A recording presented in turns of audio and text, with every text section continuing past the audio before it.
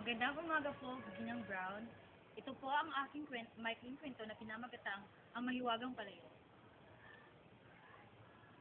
Isang araw, sa liblib ng kagubatan, may mag-inang nagangalang Anita at Maria. Isang araw nalaman nilang wala na silang makakain.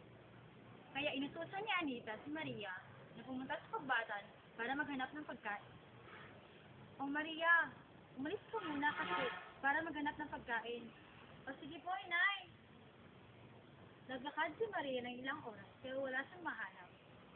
Sandali lang, ng ilang sandali, umiyak siya. At ilang oras, may nadaanan siyang matandang babae at sinabi sa kanya, "Oh, iha, bakit ka malungkot?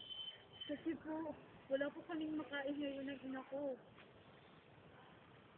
At ang sabi ng banda, "Oh, ito ang mahiwagang palayo para sa inyo mag-ina, para meron na kayong makain." Salamat po. At pagbigay ng matanda sa kay Maria, agad itong umuwi patungo sa kanilang bahay. Inay, subukan ko natin itong binigay ng matanda sa akin na palayok. At sasabihin ko lang daw na mahiwagang palayok, magluto ka. Yun daw. At kung ihinto ko naman, sasabihin ko yung inay na mahiwagang palayok, huminto ka. Halika inay, subukan natin.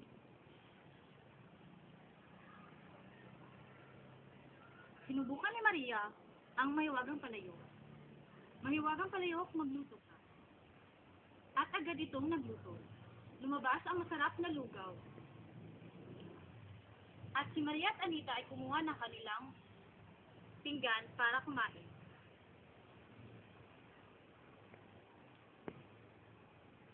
Pagkatapos nilang kumain, sinabi ni Maria na mahiwagang palayok, huminto ka. At agad namang huminto ang mahiwagang palayok.